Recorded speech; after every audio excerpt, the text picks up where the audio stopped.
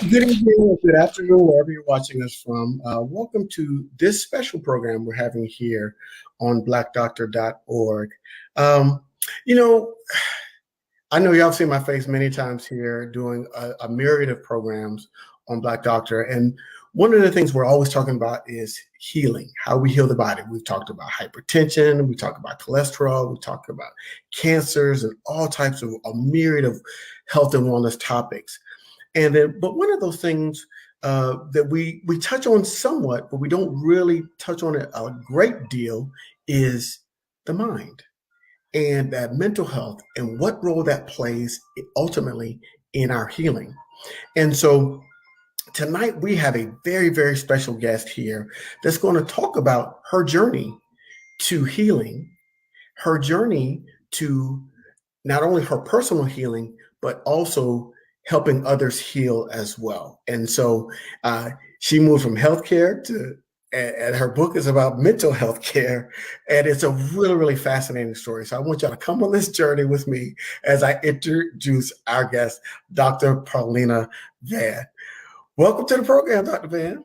Well, thank you. And thank you for that lovely introduction. No, it's well deserved, and so I gotta give three things for our audience to watch. Three instructions for our audience. First thing is, I want y'all to let us know where you're watching from. We like to know where people are watching from all over the globe. So make sure you drop in the comment section where you're watching from. Number two, if you know somebody that could use this information and talk about being mindful and listening to yourself, and we're gonna get into all of that today. If you know somebody can do that could use this information, share the show and tag a friend and let them know what we've got going on. And finally, if you have any questions, make sure you put those in the comment section as well. We'd love to have your feedback because this is an interactive show. We want your feedback. So please drop any comments or questions that you have in the comment section. So that's all the particulars. Welcome, Dr. Van. I guess my first question really is, I understand you are a nurse by training. How did you get into nursing and what led you to that field before we even get to the whole mindfulness and the book? Okay, well, this is something I love to talk about. So I've been a registered nurse for 46 years, and I've known that I wanted to be a nurse since I was age 10. My grandmother lived with us, and I came home from school one day. She didn't answer. The paramedics went in. She was, unconscious, went to the hospital. And back in the 60s, they didn't allow children in the hospital, but I begged and begged, and I was allowed to just go to the doorway of her ward. And I watched how the nurse just cared for my grandmom who was in a coma, the way she touched her, the way she talked to her. And I said, whatever that is, I want to do that for life. And so that was my only path. Well, I'm going to say this, you said 46 years. Was that a slip? Oh no, I've been a nurse since 1975. Wow. Well, yes. Well, whatever you're drinking and eat, let us know that because you look wonderful. And it's fabulous. 46 years, wonderful. So you had this wonderful experience as a child that impressed you as from a nurse that just left a lasting impression on you. Yes. So talk to me about your nursing career. How did that progress? Wow. Over the 46 years, most of my time has been spent in administration, either in the hospital, in community health, home health, and eventually academia. I spent the first 4 years clinically, but I always kept up with the practice. And so I just had a fabulous career. I can't think of anything that I would do differently. Hospital, bedside nursing, administrator, now professor. I have an earned doctorate, so I conduct research. So it's been wonderful. And now I've become an author of a book. I have a lot of journal articles, but to have this major project come to being is pretty sweet. And that's really what I really kind of want to literally roll up my sleeves or figuratively roll up my sleeves and get into that, because I'm like, you had this wonderful nursing career, right? 46 years, You're in nursing, you've reached the pinnacle of your profession. Most people would have been like, I'm good. Like I've done that. I've lived a great, wonderful life, you know. But then something changed. Can we talk about what happened right before you that led you to writing your book? Absolutely. Um, and I love telling this story. Um, a series of things happened in my life. When I think of the most recent, and that would be in 2014, my brother almost died, and he was in a coma. And when he woke up from the coma, so he's in the coma about 6 days, and when he woke up, he looked at me and he said, "Are you still working the way that you always have?" And he thought it was 2004. So we're 10 Mhm. years. And it just made, he said, "And if you are, you have become your work." And Mm. when we thought he was dying, family was coming to visit, and people had gotten married, had babies, and all these were like strangers to me because I was immersed solely in my work. I didn't have good balance, and so I made a commitment once he recovered that I was going to immerse myself in self-care. So I began by meditating and doing mindfulness and really Mhm. getting trained in those areas. And so do we want to speed up? Do we want to go forward and Well, tell you? okay. So 2014, your brother's he wakes up and he gives you what sounds like an epiphany, right? He speaks a word, as we say, in church circles. He spoke a word into you, Yeah. and that word seems to have landed. And so that moved you to what next? Move me to learning how to meditate, Mhm. um, mindfulness exercises, becoming a spa junkie or a spa expert. These things I always loved, but I didn't take time out to Right. it. And then I left my high position in academic administration. Though I had accomplished so much, I was losing myself. Okay. And I was assigned to a job, a new role in my home institution, where I would develop with a team a program that focuses on self-care, self-love, and that began the journey. Okay. Mhm. So I know there was a seminal moment that got you to writing.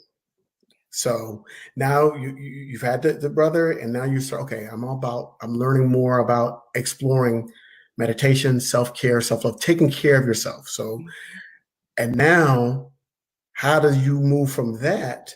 You're developing programs. How do you move from that to writing a book? Excellent. Um, the other thing that I want to add to this whole mix is 1995, when I was in my doctoral program, I began a program of research with women who had pregnancy loss, African American women who've had pregnancy loss. I became aware of that phenomena or situation, reality. I'm here in California. So, Mhm. and I became aware of that when I was consulting for the state. And I'm a fixer. And so I said, you know what? I'm going to earn my doctorate degree so I can fix this. And very early on, I realized that there were so many factors that impacted pregnancy loss among Mhm. African Americans: social, political, cultural, you name it. And so um, I turned, instead of trying to solve that problem, I said, it's happening, and I want to do something to impact the women's and the families' lives after pregnancy loss. And so I have conducted, I'm getting to the point though. I'm getting to the point, Alice. Oh, are you fine? I'm Take your okay. I'm time. okay. So, what I did, I conducted research among African Americans. I began with African American women, and that's what my dissertation is all about. Then I was invited to do it in Mexico. So I did the research in Mexico, came back to the United States, did it with Euro Americans, uh, Asian Americans, etc. And I developed a theory about how women cope after pregnancy loss. And I've traveled in numerous countries teaching healthcare professionals and those who support women who have pregnancy loss on how to help them cope and how to help them heal. And pregnancy loss is a lifelong, it doesn't end. A woman, if she has another baby, it's not going to be replaced by the new baby. So I say that to say I went November 2019. I went to a small workshop led by two young African American women about pregnancy loss and developing policy around it. And they began the workshop. It was only a 2-hour workshop, and they began the workshop with a meditation. And then they said, and now we want you to drop into your heart and write for 3 minutes about whatever your heart is saying to you. Okay. So you got to remember, I'm a researcher, analytical, and this person told me, drop into my heart. Right. And I did. And the first poem I wrote is entitled It Hurts. And it talks about my childhood abuse. So I just, first thing I want to say is just kind of give people some perspective. The maternal mortality rate in Black and brown women is very, very high, and still is very, very high. I think the maternal mortality rate for a Black and Hispanic women at age 35 and up, or for white women age 35 and up, is the same as Black and brown women at ages like 22 and 23. And so there's a significant gap in maternal mortality rate. So thank you for taking on that challenge, even back in 1995, and even we're still working on that today here in 2021. The second thing is the fact that when you went into your heart, you went deep, because a lot of times when people have past histories of abuse and trauma, they tend to bury it and don't want to bring it back up. So how was that moment like for you to go there, touch it, and then to write about it? I didn't realize so they only gave us 3 minutes to write. And I didn't realize, first of all, I had buried that. How old was I had buried that for over 60 years. Okay. So I didn't realize what I had done until it was time for everybody to start sharing. And when I shared mine, there was silence, there were tears, there was a lot going on. And then I realized that I had unearthed something that had been buried in me for decades, but also it touched everybody in that circle in some way, either their personal experience or them knowing about someone who's had the experience. Right. And so you write this poem that impacts not only yourself, but the people that are in the room with you. Yes. And then how did that continue? How did that healing, thank you, Monica, how did that healing continue? Absolutely. So that was November 2019. And I was also in a Caritas coach program. Caritas means love and caring. And it was developed by Dr. Jean Watson, who is a nurse. And matter of fact, I'm in a postdoc with her right now. So my work about self-care and self-love continues. But so that was November. In this program, all online since we were in COVID, it was April 2020 that I responded to a post where one of my classmates asked me, she said, how did you get so Caritas literate? Meaning, how did I become so literate so quickly in just a 5-month period? And then I responded with the poem, the heart will. And the heart will basically says the heart will nourish you so that you can flourish. And then they just kept coming. And can I explain how? Because I don't create these. Right. I think that's one of the please do. Yeah. So what happens when one of these poems, I now call them regalos or gifts because they were given to me and now I have to give them to the world. Energy, that's what I'll call it. An energy or warmth starts in my heart and goes up into my head. And then the words, the title appears, then the words, first 4 phrases come to me. And then there is this energy that carries me to my computer to type. So I can't record it and I can't longhand write it. I have to type it. And these poems come out fully formed. And the way you'll see them in the book are unedited. It's how it came to me. And I attribute it to my creator. So you're basically becoming a vessel for these words and to come out. And when it hits you at different times, it hits you when you feel that warm feeling like, hey, I got to get to my computer. That's got to be an awesome feeling. Well, I'm glad you bring that up. If you pay attention, and I paid attention, if you pay attention to it, it can be overwhelming. It will not allow me to do anything else until I get these words out. And so I really think it was my purpose.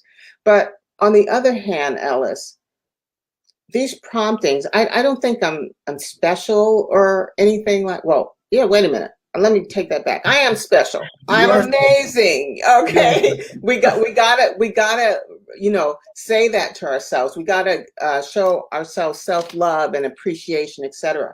But I'm just trying to say that I'm not an enigma, and that people in the audience, they do have, and you have these promptings, and you can elect to respond to them, or you can elect to ignore them. Right. And so I just happened to be in a place where my heart was open and receptive. And I loved myself enough and I trusted myself enough to allow myself to be used as a vessel. Absolutely. So if you're just joining us, we are talking with Dr. Paulina Van, and she is telling us of her incredible journey about how she went from being a wonderful nurse and educator and administrator and had a wonderful career, 46 plus years. And now it takes a turn to where she's now becoming a vessel for writing and about personal healing and finding that space, the mindfulness moment that says, hey, here's how, and of buried pain that a lot of us might have. We could talk about our own personal abuse or things that have happened to us, that she took her personal pain and is now using her words to help heal others. And so, and she wrote a wonderful work. And I want people to really recognize the lesson here. And we've got more to talk about. We got more to share with Dr. Van, but the lesson here really is about finding that space for yourself to where, whether it's you can call it meditation, you can call it prayer, you can call that space to where you're opening up yourself to a higher purpose, a higher cause, a reaching out. And then if you can tap into that, even if it's for your own healing, then that is going to catapult you further to the life that you want to be. So I just had to get that moment out there. And this is so wonderful. So you're having these moments, these kind of moments where you're writing these poems. How did you get to the point where you say, you know what, I need to share these with the world? Because were you sharing them when you were getting those moments, or you were just typing them in your computer and leaving them as it was? How did you get to the point where you decided this needs to be a book? Well, as I said, there was a 5-month gap between number one and number two. So it wasn't until after we were in the midst of COVID that, they kept coming. And I want to say about this thing that happens to me, I could be cooking, I could be getting dressed, I could be on a phone call, and all that has to stop when this comes to me. Right. When Okay, so I have at least dozen mentors. Some I asked to be a mentor to me, others self-appointed themselves to me because of my drive and my work ethic and what they saw in me and what I saw in them. And Dr. Jean Watson is my current postdoc, one of my current postdoc mentors. And I started talking to her about, these poems. And then I started talking to other people about them. The only one that I read the poems to was my husband. So if one came to me at 2 o'clock in the morning after I was done, I woke him up and I would read it to him. And he would say, "Oh, it's fabulous." And he's my husband. So I thought, he's just talking. But then I was brave and I showed it. I didn't show it to them, to any medical healthcare providers or any of my friends or family who are in health, because I wanted to see, does it really have an impact on someone whose focus, expertise, worldview does not necessarily have the expertise of health? And it was amazing, Ellis. It's amazing the feedback I got. And I just want to say this to you, that when you were summing up my last share, I started getting goosebumps because you're using the language that I use. And, and it is so heartwarming to have that happen. I had someone review the poems, and his review was in a poetic form, and he said, "I don't know how this happened. This happened after I read your work." So, yeah. It reminds me of that show. What was that? Touched by an Angel, right? And so back in the day, maybe I just dated myself by talking about that show. I don't even remember that show. I'm too young to remember that. I think it was Della Reese was the principal actor, and so that was one of the things. So, and I think that's a good summation of what's happening. You don't sometimes when we're being used as a vessel, and we talked about that tonight. Sometimes when we're used as a vessel, it's not to be questioned, right? We just, okay, this is a path that I'm on, and this is a path that I'm being led down, and so, whether you believe in God, whatever higher power, just use me, right? And I appreciate the fact that you are open enough to not only to be used in that way, because a lot of people, we get that tapping on the shoulder, right? That, hey, I may be doing this, and some people call it intuition, some people call it my conscience. There's a myriad of names for it, myriad of words for it. But really, it's that nudging, life nudging you to say, you know what? There's a better purpose for you, and you need to go in this direction. And so I applaud you for listening and being open enough to move in that direction. Well, remember, I hid it for over 60 years. And there's that. Yeah. So there had to be. And if I can just share anything that I've learned from this journey is, open your heart, take that chance, because, and Ellis stole my phrase earlier in the show, but I'm going to say it again anyway, because when you open your heart, you live happier, you live healthier, you can fulfill your dreams and your goals. And you may get hurt, but you just move on. It's life, because the hurt can't last forever. There's a saying, trouble don't last. How's it go? Trouble don't last forever. Trouble don't last always. Okay, thank you. Trouble don't last always. It's not going to always be that way. Yeah. Absolutely. Absolutely. So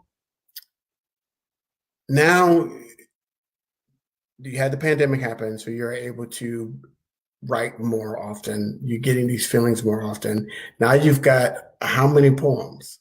Okay, so by June, I graduated from the program on June the 22nd, and by between November 19th and June 2020, I had written 66. I have this thing about not counting them, not reading them once I wrote them. My Okay. mentor gave me this. She said, "Don't treat it like an academic exercise, because I'm a researcher, so I'm gonna count and I'm gonna analyze." No, no, no, don't do that. And Right. so June I had 66, and then they came until I had 98 in September, and then nothing happened in October, November, December, and then January I wrote the 99 and 100, and Okay. then that's when I decided to publish the book. But I can I tell this story because Sure. Yeah. uh, uh, the first poem that's about my childhood abuse ends with "I get to live and love again." Okay, I get Mm, to live and love. The last poem, because I kept saying to my mentor, how am I going to know if I'm not being analytical? How am I going to know that it's the last one? Well, Ellis, the last one, and I can't remember, I have 100, but it has to be God's will or something like that. But it ends with the love as a not pseudonym, but it ends with the four last phrases ends with love. And then I said, this is full circle. okay. I began seeking love, and here it is. Mhm. So, it's interesting when you're bringing up that process, and I don't want to, you don't need to reveal what the trauma was, but I think it will be good because all of us, many people have had some sort of hidden trauma at some point in their life. And so how was that process of going through it, reliving it a little bit, and getting through it and finding a way to finding that path through it to get to the other side? How was that process, and how can your poetry help people navigate that process? Mhm. Oh, that's a great question. Um, so the first one was a shocker that I even remembered and then wrote about it. But as we progress from 2 to 100, my creator and whoever, there are different beliefs out there in the audience, which I really respect, but I'm Christian, and so my creator is God. And he took slices. So just think about a big pie. He took slices of my life, 99 more slices, and used it for healing, for inspiration, Mhm. um, for motivation, for encouragement. And so this book is actually, we want to call it an ethno autobiography, because it's using my life to talk about forgiveness, hope, joy, you name it. You name a life experience, and you're going to find it in this book.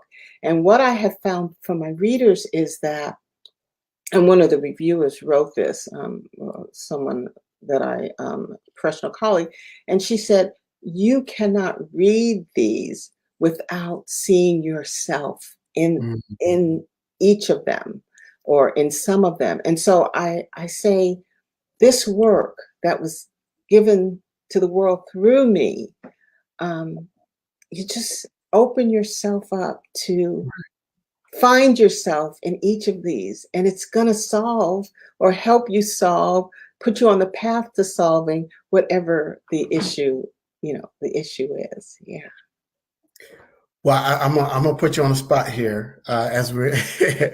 um, I'd love to, and just for the record, if you're watching us, To get the book is scrolling across the bottom of the screen. So I know we've already had a question. Somebody wants to buy the book. The name of the book is Regala Healing. Regala means gift, right? Yes, to give a gift. Yes. And that's scrolling across the bottom screen, and we've also put it in the comment section where you can click and buy it. Don't leave the, we want you to stay here and watch more of this interview with Dr. Mann. But after the program ends, you definitely click on the link and you can go buy the book directly from her and get that healing on your own. But what I'm saying is, I'm going to put you on the spot, and I'd love for you, if you are up to it, read us one of your poems so we can just kind of get a feel for what to expect when we buy your books. We all buy the book. Everybody, I've already laid it out there. Everybody's buying the book, but I'd really love to get that feeling. Okay. And so, I'm an intuit, so I figured you would ask me to read something. Yeah, and what came to me is that perhaps I should share where I started. So Okay. may I share where I started, and then we have an opportunity to see my healing as we meet, in the future. Okay. All right. And so this is the one I wrote November 2019 during that workshop on pregnancy loss. And it's entitled, It Hurts. Okay. It hurts because I buried experiences. It hurts because my emotions came through anyway. It hurts because my parents were the culprits. It hurts because I couldn't defend myself. It hurts because the abuse lived in the background, adversely impacting my life. It hurts because I didn't feel lovable. It hurts because feeling unworthy made me accept relationships which were unhealthy.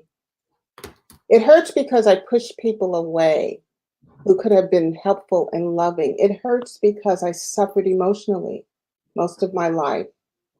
It hurts because I may have impacted others unknowingly, but now I am healing the hurts. Hurt is fleeting. Hurt is losing power. Hurt is dead, and I get to live and love. Wow. Let's take a deep breath. Right. Everybody take a deep breath. The hardest thing about programs and especially when I was on radio was you're not supposed to have dead air, right? It's like that's like the no in any type of program and broadcasting, but it's hard not to, I want to just let that moment breathe. So I really just want to say, thank you. I guess that's the first thing to say is thank you for sharing that, and thank you for being that open, right? And I can see in that moment when you write that poem and you're reading it to people and they're hearing those words, it hurts because, right? And then you say why, and people can relate to those things, right? We can relate to hurt. Whether it's by a loved one or a family member, or it just we can all have a relationship. We all have a relationship with hurt, and hurt that we haven't resolved, and hurt that we haven't gotten over. And being able to not only touch that, but share it in such an eloquent way is an amazing gift. And I want to thank you for sharing that with us. Yeah, you're very welcome. So, wow, yeah, okay, all right. I got to get back on track. I can read another one to change the energy if you'd like. Please. Okay. All right. You know what? let me. We got to talk about. Yeah, a lot to talk about. Okay, so I'm going to read. I realize. And there may be people online that already have the book. So I realize, and so I'm page 21 of the book. I realize my heart is whole. I realize I'm not what I've been told. I realize love is the seat of my soul. I realize my story has to be told. I realize I make a difference. It is with this essence I continue my journey, loving myself into eternity. Yes. That's such a self-affirming poem. Like I can read that every morning, right? And just say, because people want to be seen, right? And particularly people of color, right? So we're talking about people of color and talk about our experience in this country. That was the impetus behind the book, Invisible Man. Is that Black people are invisible until we're not, right? And so have that poem just kind of speak to that and saying, hey, what was resonating with me was I want to be seen, and this is my coming out, right? And I'm going to be seen and heard in a genuine way, not a stereotypical way, not in a judgmental way, but in a way that is truly and authentically me, right? Yeah. And so being able to do that is such a gift, and being able to share that is such a gift. And I think people need to hear that on a daily basis. They need to speak to themselves and speak life into themselves. And that poem does that for them. And they can just read that to themselves every day. I need to speak life into myself to be able to share. Yes, absolutely. That's what the 99 do. I love the words you use. Where are they coming from, Ellis? If I'm being 100% transparent, they're coming from my own pain. Yes. They're coming from my own pain, and I know this is probably not where this show was going to go, but I would say that that personal pain it leads you down different paths. The path that led me down was mental health. So my training is in mental health because I wanted to know why those things that were happening to me actually happened, right? And I wanted to be able to define it and give it some real, some understanding, right? And so my intellectual curiosity made me try to figure out what it was all about. But I think that ultimately, that's what drove me to that space, and I wanted to help others, much like you. I wanted to help others get through that and not have to experience what I experienced, and so that's what led me to mental health, and that intellectual curiosity, right? Just says, there's got to be a way to get through this, and so. We all, deal with our hurt in many different ways. There's a list of defense mechanisms. You can Google it in terms of psychological defense mechanisms. One of my main ones was humor. So I would always make a lot of jokes and be the guy that everybody liked and wanted to be around. And so, but you have to be comfortable with yourself when there's nobody there to listen to the jokes. You got to be comfortable with yourself when there's nobody for you to have fun with, and you got to be okay with that person in the mirror. And I think that's the biggest challenge. And I think that's the point and purpose of your book, because when you're in those private moments, when you're in those moments by yourself, when you have to face your demons because there's nobody there to distract you, being able to read your words would be a wonderful way to be able to center yourself in that moment and be able to deal with the emotions that come up when you're thinking about past hurts. Oh my goodness! I'm sorry, that was my diatribe. You know what we just experienced? Your heart just opening so eloquently, and feeling safe to be able to do this virtually. I mean, to the world.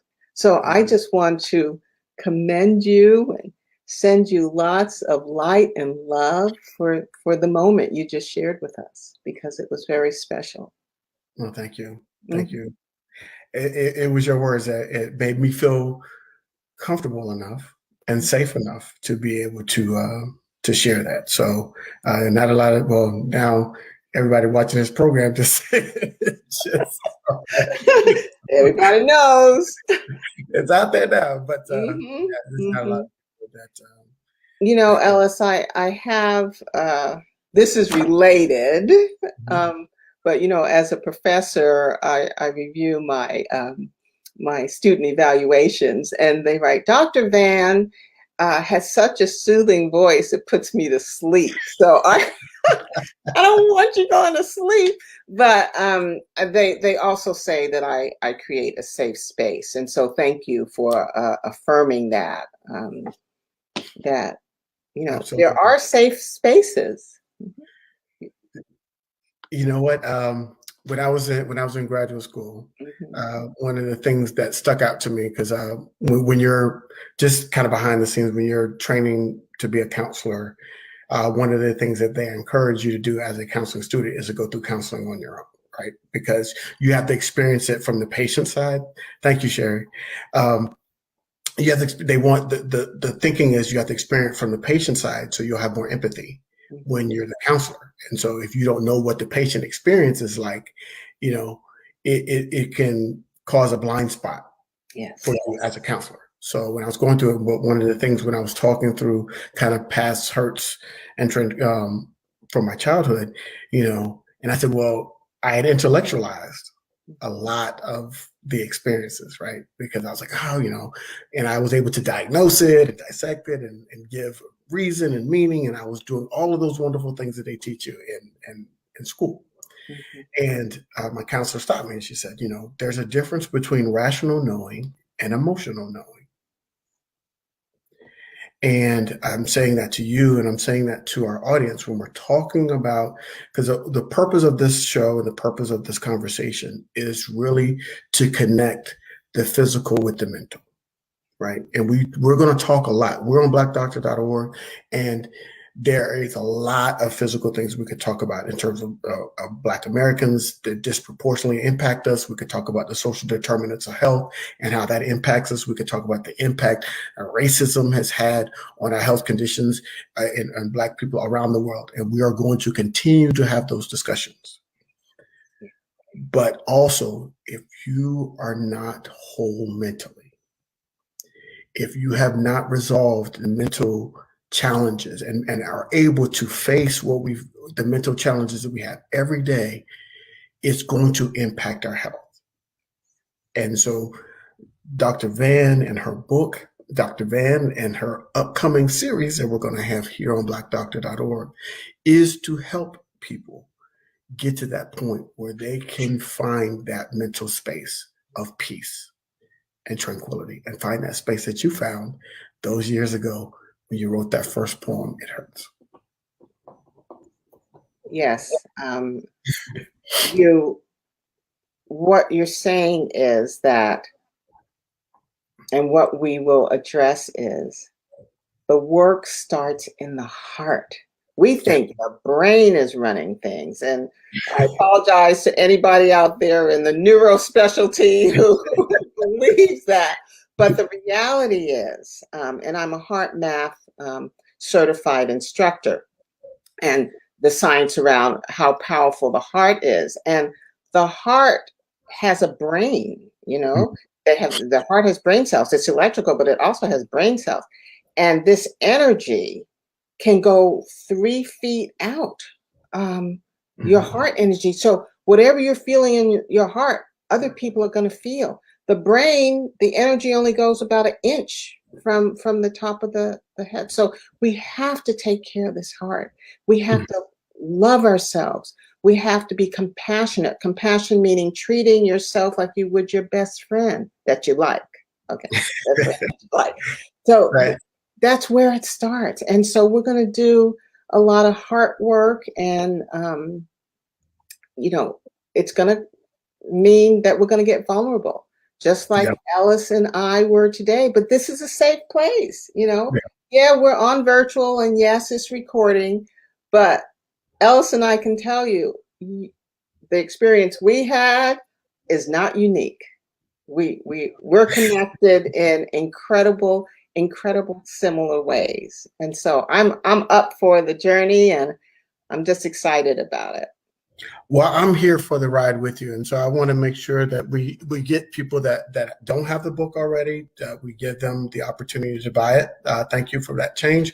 So it's going along the bottom of the screen, and make sure you get a copy of that book. And even if you don't watch our programming that we're going to have here, get the book, right, and find that space to heal, because I think that if we can heal ourselves and mentally, um, particularly about think past transgressions, right? Because we know that living today is challenging, right? We've got a pandemic, so we got to every time we walk out of our house, we got to be we're worried about, am I going to catch COVID, right? If I interact with people, am I going to catch COVID? You know, if you're not vaccinated, you know, you're feeling that pressure to get vaccinated, and you still might be unsure. If you're vaccinated, you might be angry at people that aren't. You know, so there's all this. We got this political pressure, and then there's so much out there that we have to deal with on a daily basis. That having a space, carving yourself out the moments, whether it's watching Dr. Van's show or on your own reading her book, having that moment to be able to center yourself is going to go a long way into you being able to handle those challenges that we have to deal with on a daily basis. And so I think it's really, really important. To make sure that we have tools, right? We've got tools. We got hammers and nails in the wall. We've got, if somebody needs surgery, we got scalpels to cut off the body. There's tools for everything. Her book is a tool for healing and healing the soul and healing the mind and healing the spirit. And that's why we have her here today to kind of talk about that and what's the next step. So what are the next steps for you? I'm doing a lot of talking. What are the next steps for you? Is there another book in the works? Are you going to be doing a book tour? Where can we get some more of this? Okay, so the second book started as soon as I decided where the cutoff point. So I've still been getting these channelings and energy surges. Last week was really a productive week. I wrote 5 last week. Wow. Yeah, so I'm anticipating. And my husband used to own a bookstore. He says, you can't say when a book is coming out. Well, I'm going to say it's most likely in the spring. Okay. And it'll be a smaller, it won't be 100. It may be 25 to 50 that in that book. I'm having book launches and readings. I'm being invited to read at certain events. I even did a book event at a wine tasting last night. So, you know, I am thinking outside of the box, and right. I'm getting incredible responses. Yeah, I'm going to do an electronic book. So I want it to be accessible to readers all over the world. And so it's slow because I'm self-published, but I want to do it right. No, it's absolutely, and this is I want to make sure that people recognize this is a label of love, right? And so you are getting these creative moments, and you're leaning into them. And a lot of us get those creative moments and don't, right? How many great ideas, the best ideas get lost in I've had some wonderful ideas that I've lost because I just didn't write them down. And I go, oh, what was that? Oh, man, it was such a great idea, and I never did anything with it. And so the fact that you're having those moments and you're mindful enough to stop. Yes. Right. And lean into that moment. And if we do that as a people, that's where our breakthrough could be, right? That's where our next job could be. That's where our if we're having in a bad relationship, that's where our next relationship could come from. That's where our next wherever could come from if we stop in those moments and live in the moment and let the moment, flow through us. I think it's wonderful. So I appreciate the fact that you're doing that. We all are. Because we all appreciate it, because now we've got this wonderful book that we can get from you. And number 2, I'm looking forward to that one too. So okay, all right. Well, I just wanted to. I almost interrupted and say, preach, Ellis, because that's exactly what you're doing. And one point I do want to drive is that you mentioned quiet time. Quiet time is like a miracle drug, a miracle treatment. You just need I'd say start with 3 minutes a day. Set the timer on your phone and just sit quietly to quiet your mind. And you make better decisions. You're nicer to get along with. You're happier. You just see the world in a different way if you just quiet your mind. And you don't have to sit for an hour. I say start with 3 minutes. The important part is do it regularly, do it daily.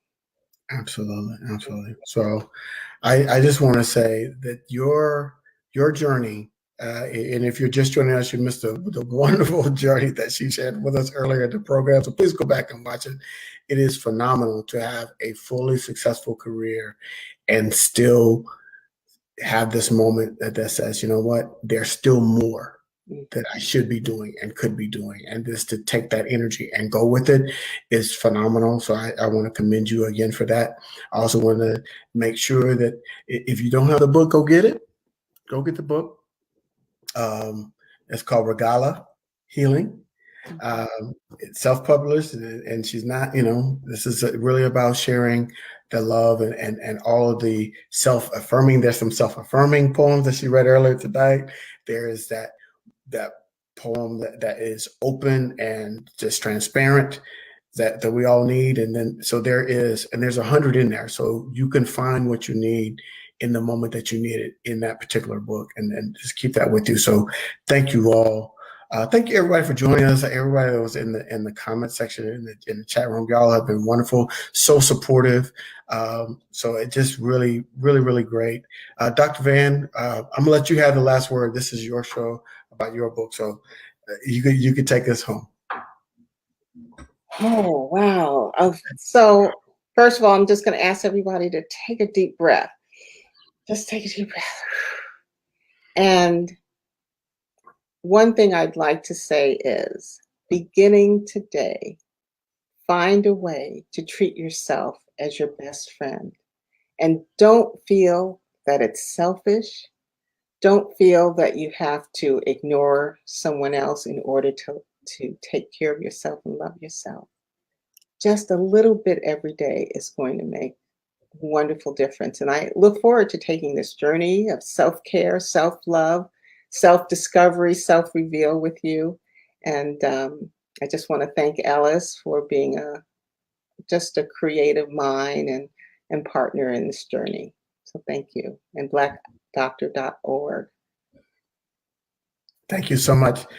Thank you all for joining us, and look out. We're going to get more of Dr. Van here on blackdoctor.org.